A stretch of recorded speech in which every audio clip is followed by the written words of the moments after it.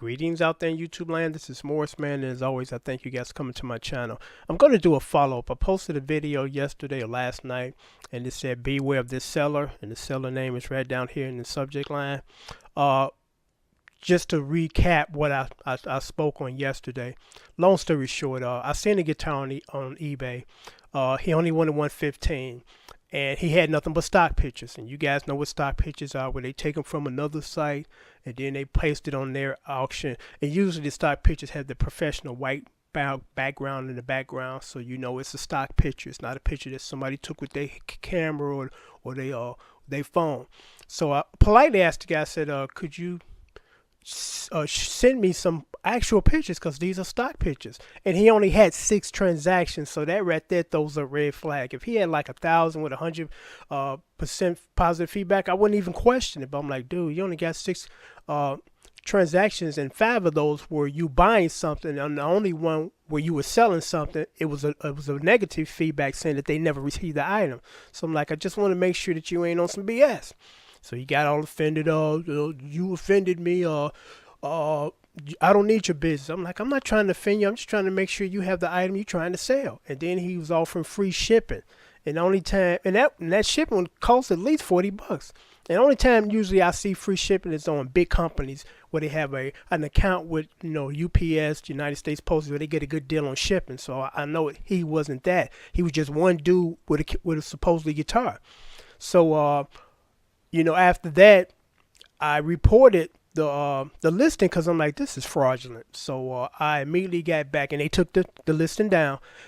I immediately got back from eBay saying a third party has hacked into this user's account, and we removed the listing. And I thought about that. I'm like, in order for that scam to work, because the seller now is claiming that somebody hacked my account. In order for that scam to work, and it doesn't make sense, they would not only have to have his eBay password to access information and upload fictitious or fraudulent listings, and then also his PayPal password to receive the money. Because it makes no sense if I hack somebody's account and they send $115 to the account that I hacked, and I can't get in there and get the money. So I'm like, that's some bullshit. So I called eBay back, because they basically just believe what he said, or somebody hacked my account. I'm like, nah, that's some bullshit. This guy's running a scam and claimed that someone did it. How convenient now that someone did this, when if that was true, why didn't you notice this earlier? Because I had somebody hack my Netflix account, and it was they flipped it over in Spanish, and the request came from Mexico. So I'm like, well, I don't live in Mexico, so it's somebody else. So I noticed that and reported it, and was able to get my account back. So I'm like, if someone did hack your account, why didn't you report it to eBay? Why is this all of a sudden now they questioning you, and now you screaming someone hacked my account? So I call eBay back, because I'm like, I'm not satisfied with that, because this guy just lied to the eBay, and they believe in it, and it's okay. I called him back, and I posed that question, said, how convenient that now when I'm trying to, and you guys see the documentation, trying to buy this guitar, that someone else intervened and said this and posted this without his knowledge. And then again, if that was true, which it isn't, they would also have to have his PayPal account to access the money that they just swindled from me. So the lady said, you know what, you're absolutely right. So she checked this account, which is what they should have done yesterday. And she said, yeah, we see some suspicious, fictitious, or suspicious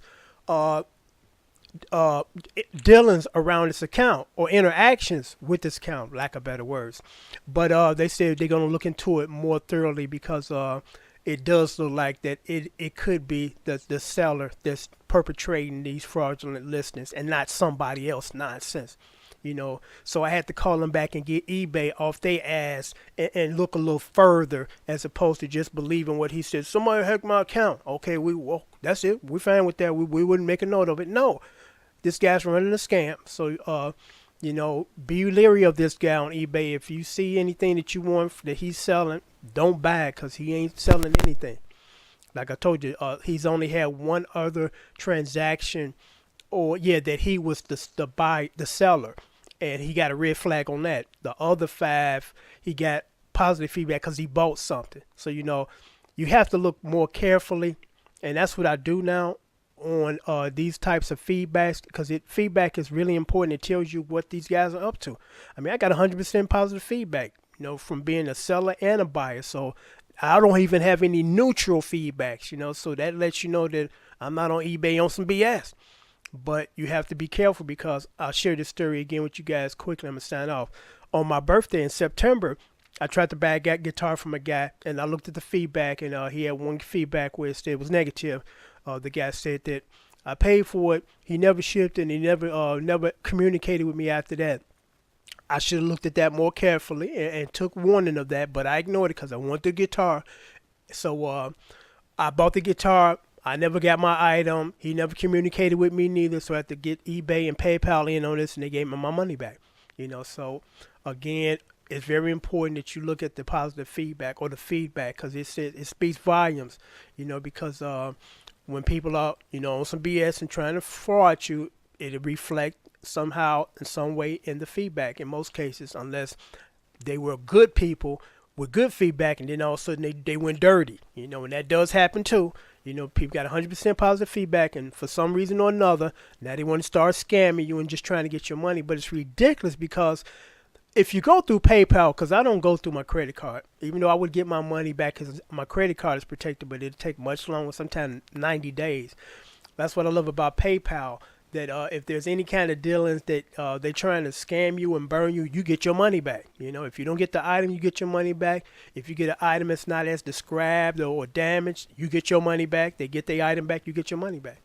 So I'm signing off now. So hopefully this has been helpful, because again, you just want to rid eBay and any other trading sites or buying sites from this kind of nonsense that someone think that they're going to get your money for nothing in return. So until next time, take care. Thanks for watching.